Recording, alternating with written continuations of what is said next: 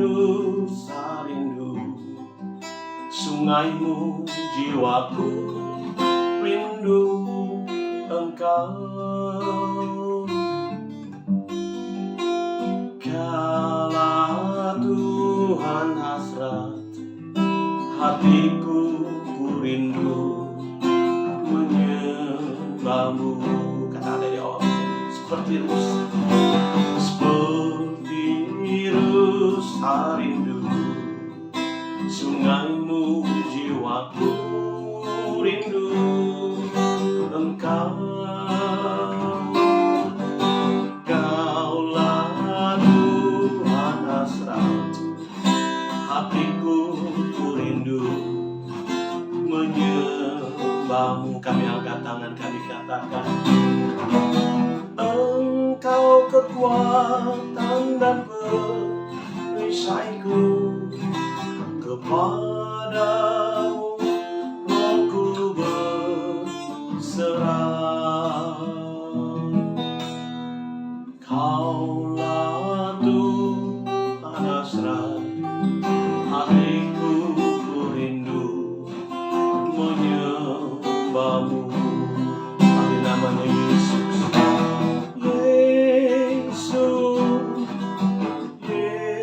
Yesus, Kau berarti bagiku.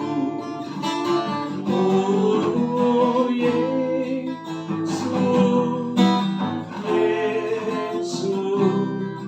Kau segalanya.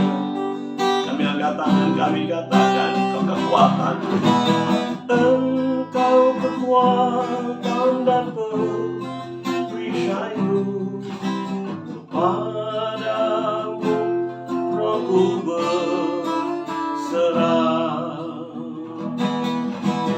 Kaulah Tuhan hasrat, hatiku ku rindu menyembahmu.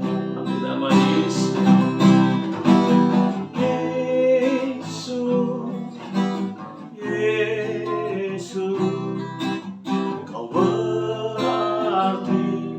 Bagiku, oh Yesus,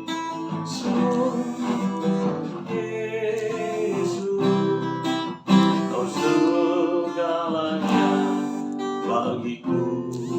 Mari sama-sama di awal katakan, seperti rusa rindukan sungaimu. Itulah kita semua. Seperti rusa rindu sungaimu, jiwaku rindu engkau. Kaulah Tuhan hasrat, hatiku ku rindu menyembah. Angkat tangan sama-sama katakan, Engkau kekuatan dan perisaiku, kepadamu rohku berserah. Kaulah Tuhan hasrat, hatiku ku rindu menyembahmu. Kau kekuatanku, Engkau kekuatan dan perisaiku, kepadamu rohku berserah. Kaulah Tuhan hasrat, hatiku ku rindu menyembahmu. Mari angkat tangan, katakan, Yesus, Yesus, Kau berarti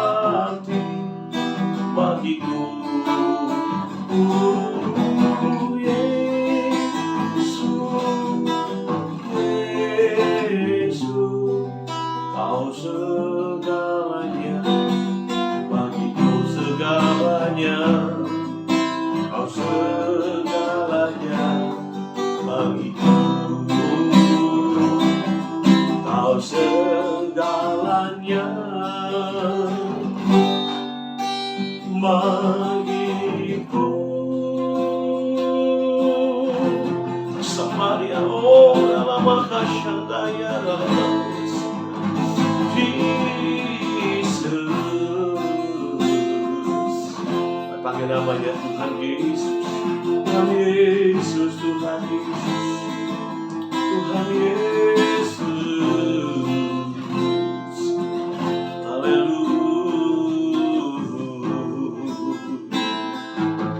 Haleluya, haleluya. Ya lama kata kalama syada ya lama ya lama. Oh ya lama kata kalama ya syada ya lama. Yesus, Yesus, Yesus. Ura lama kata kalama syada ya lama lama lama lama lama lama. Yesus.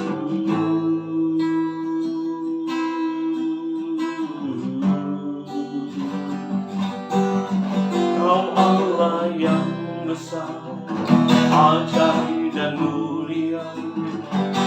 Kau Yesus yang selalu membuatku terpesona. Segala pujian bagimu, Tuhan Yesus. Hanya Kau yang layak ku anugerahkan. Oh, Kau Allah yang besar, ajaib dan mulia. Kau Yesus yang selalu membuatku terpesona. Segala pujian bagimu ya Tuhan. Hanya Kau yang layak ku agungkan. Oh, Kau Allah yang besar, ajaib dan mulia.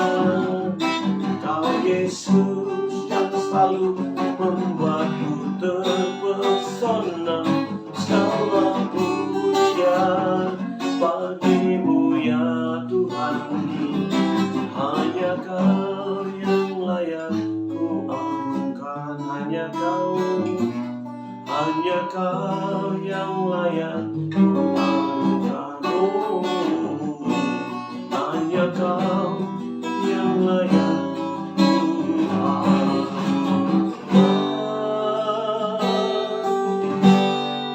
Yesus. Terima kasih Tuhan Yesus buat pagi ini kami boleh ada di sini menyembah-Mu dalam rumah doa pagi dan tuntunan sepekan. Kami bersuka cita dan hati kami limpah dengan syukur sebab anugerah-Mu yang menyertai kami sampai hari ini. Itu yang mempesona hidup kami Tuhan. Biarlah dari beberapa hari ini kami diajar untuk menyiapkan diri masuk dalam misi penuntasan amanat agung Tuhan Yesus di bidang-bidang, di area-area yang Tuhan percayakan pada kami. Sekali lagi Tuhan, urapi kami semua untuk menangkap firman dan petuntunan hari ini.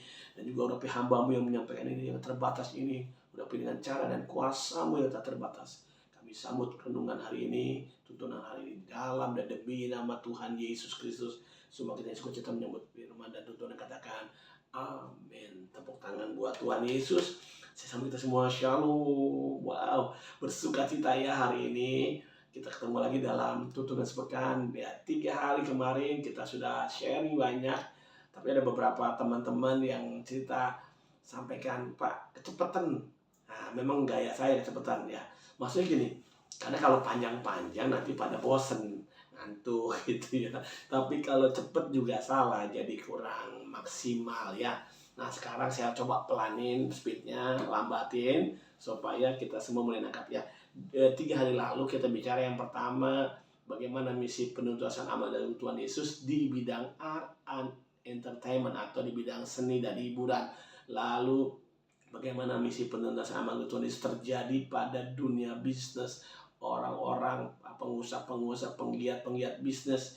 Lalu misi penuntasan amanat terjadi di gereja. Bayangkan gereja aja ada yang nggak menyelesaikan misi penuntasan amanat Tuhan Yesus. Misalnya contoh, ini bukan menghakimi ya, jangan ada salah pikir ya. Saya ngomong ini adalah contoh aja, mungkin terjadi di mana itu bukan maksud saya. Tetapi misalnya gereja hanya membuat orang rame-rame datang ibadah. Maaf, tanda petik, kumpulin orang, kumpulin dapat pendapatan, dan itu nggak mendewasakan, nggak menjadikan murid ya, hanya kumpul doang gitu, dan nggak mengutus mereka untuk jadi saksi. Nah, saya percaya nggak banyak gereja pakai begini, cuman dikit banget.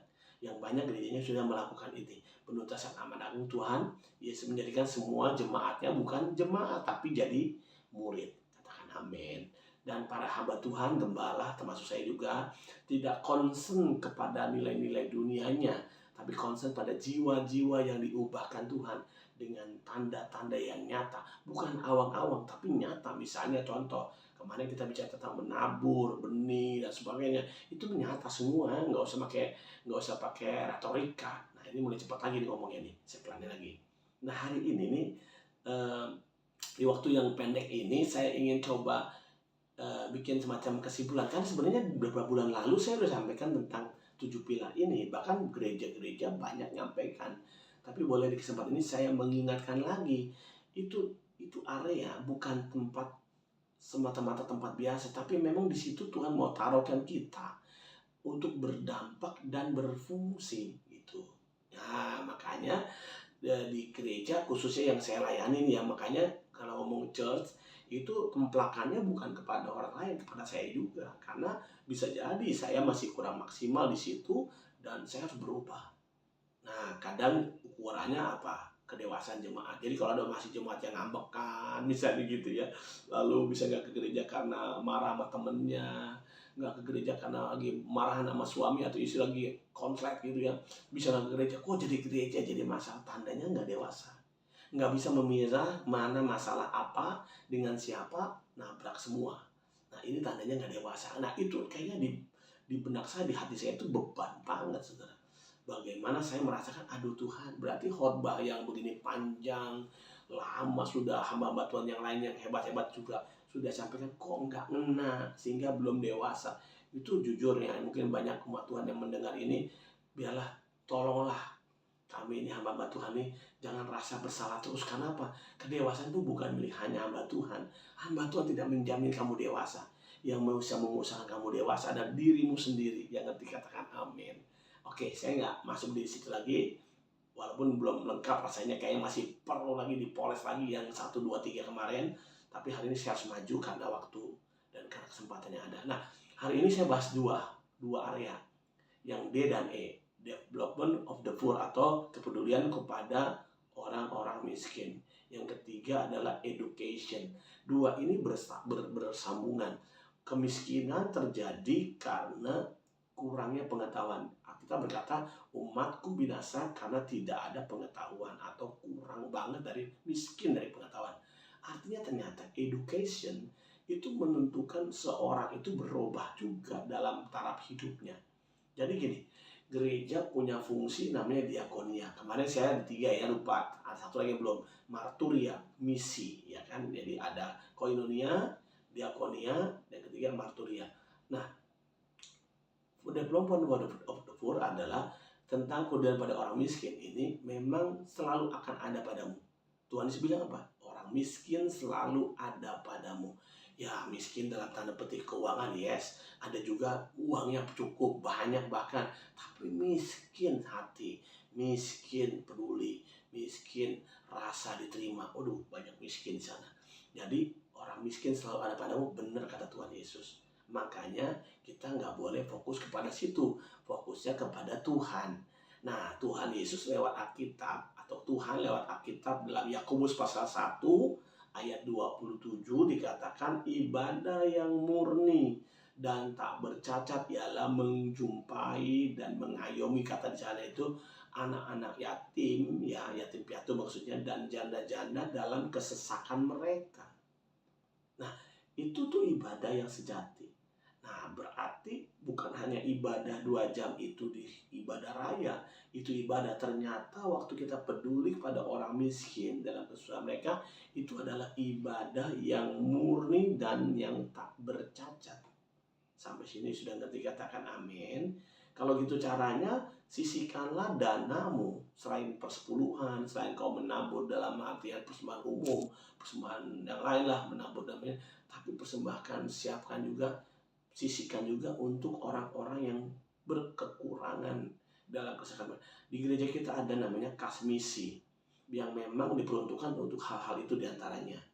Tetapi jangan sampai salah, Tuhan juga ngajar orang nggak boleh kasih ikan doang, harus dikasih benih. Dikasih apa? Benih untuk dia mulai tumbuh kembangkan. Artinya gereja harus menjadi sarana untuk mengingatkan dan menyemangati umat Tuhan, gereja Tuhan untuk apa? Untuk menggunakan apa yang dipercayakan Tuhan. Jalan berkat dan jalan hikmat yang Tuhan buka dan berikan itu harus benar-benar digunakan secara maksimal. Karenanya saya mengajak kita merenungkan ayat ini yang tadi saya bacakan. Saya katakan, mari sekarang perhatikan. The Prophet of the Poor itu bicara tentang orang-orang. Bahkan Tuhan Yesus berkata begini, engkau menolong aku saat engkau peduli kepada orang yang paling hina di antaramu. Itu artinya kita sedang menolong Tuhan, tanda petik ya, mempiutangi Tuhan, tanda petik ini. Artinya kita ini punya hubungan dekat dengan Tuhan saat kita menolong orang yang padanya dia tidak dapat membalas pada kita. Kita bilang gini loh, kalau kamu bisa memberi kepada orang yang dapat mengembalikan pemberianmu dengan pemberian yang dia berikan kepadamu kembali, apalah untungmu, apalah upahmu. Tapi berilah kepada dia yang dia nggak bisa kembalikan kepadamu, sehingga Bapamu yang di sorga akan mengembalikannya kepadamu dengan limpahnya. Dalam arti kata, kita ini kadang baik sama orang baik sama kita. Giliran orang yang maaf kata tidak setemen sama kita nggak kenal dan baik, padahal dia susah, ya kita nggak peduli atau cuek-cuek aja. Dengar ini, ingat ya, waktu engkau tolong baik teman kita, nggak ada salahnya. Emang harus begitu, teman bertemanan harus tolong menolong. Tetapi kalau kau pengen dapatkan kelimpahan, mujizat kreatif, temukan orang-orang yang tidak punya di sekitarmu, bantu dia. Tapi jangan salah, jangan bantu untuk kasih ikan saja, tapi temukan juga jalan. Kecuali si nenek-nenek tua, janda-janda dalam kesesakan itu artinya janda yang benar-benar janda kata kita, umur 60 tahun ke atas dan tidak ada penghasilan, tidak ada yang topang. Jangan janda kembang atau janda muda, ya enggak, janganlah. Nah, tapi hari ini kita mau bicarakan yang ini, yang benar-benar janda tadi. Yang kedua tentang education. Ternyata, Ibu, saya mau singkat aja. Di sini peran kita hamba Tuhan dan peran orang tua, para guru, semua kita. Pak, itu tugasnya guru, nama education kan pendidikan. Kalau pendidikan kan otomatis seolah-olah guru, padahal enggak loh. Kita ini orang tua sejak anak itu lahir di pangkuan kita, itu kita sudah menjadi guru bagi dia, pendidik bagi dia. Jadi jangan salahin guru anak kita di sekolah waktu anaknya nggak pinter. Jangan bawa keturunan, bawa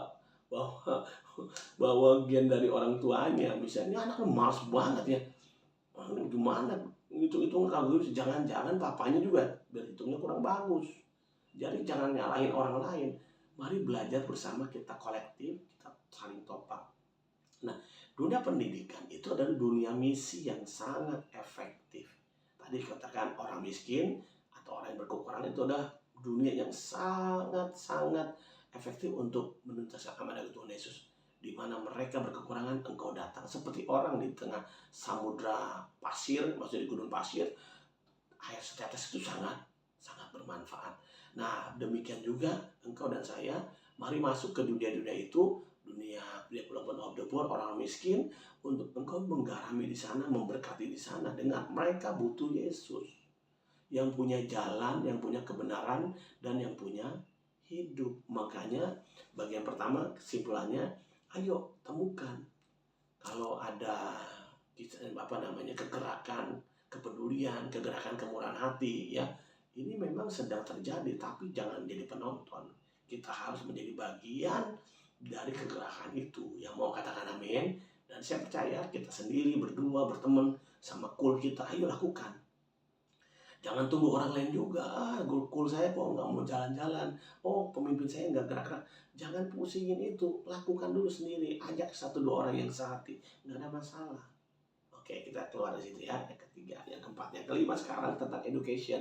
Saya ulas tadi sedikit, saya tiba-tiba ingat harus ngulang lagi supaya lebih ngerti lah, paling tidak walaupun nggak sempurna banget ya. Tetapi yang kelima istilahnya yang education ini, teman-teman bisa ngerti nih Bapak Ibu supaya ngerti. Tadi saya kira semua kita punya tanggung jawab untuk itu.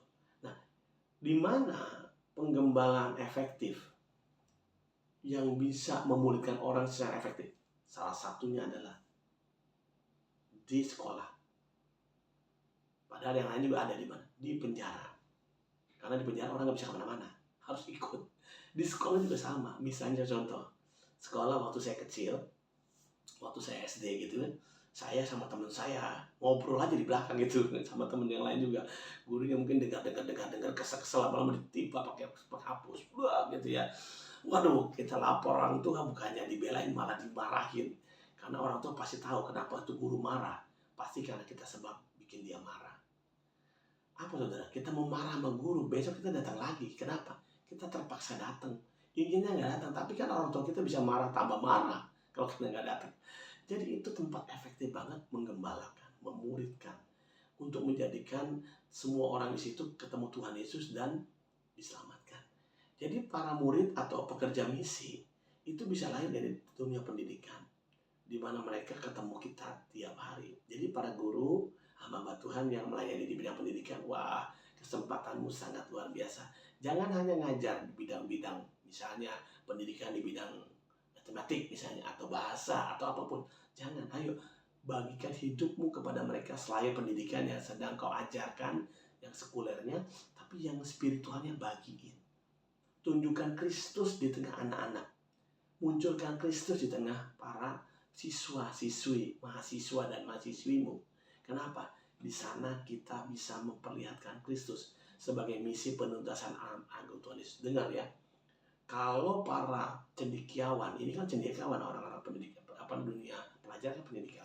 Kalau cendekiawan ini dimenangkan, makin cepat berita Injil disampaikan. Ingat loh, mereka punya cara, mereka punya ide, mereka punya kreativitas, talentnya luar biasa. Makanya jangan sia-siakan.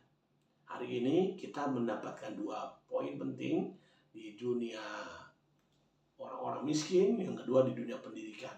Saya nggak mengulas terlalu dalam, saya coba nanti ulasnya di satu sisi lain. Besok ada kesempatan, masih ada 2 hari lagi kan ya. Saya mau bicara 2 pilar lain. Lalu Sabtunya kita akan kesimpulan dengan hal yang penting. Nanti ada hamba Tuhan juga yang akan menyampaikan di hari yang terakhir ya. Karena itu saya ingin ajak kita berdoa. Para guru, para dosen, mari buka hati. Atau kita di orang tua yang dipercayakan anak-anak rohani, anak-anak jasmani. Mari layani mereka bukan dengan hanya perkataan, tapi dengan hati dan teladan. Yang mau katakan amin.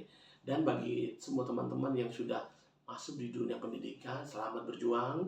Dan juga teman-teman yang ada di dunia kepedulian pada orang miskin, saya mau katakan mewakili sorga bilang terima kasih buat waktumu, buat perhatianmu, bahkan ya jerih payahmu, bahkan perasaanmu sudah dicurahkan.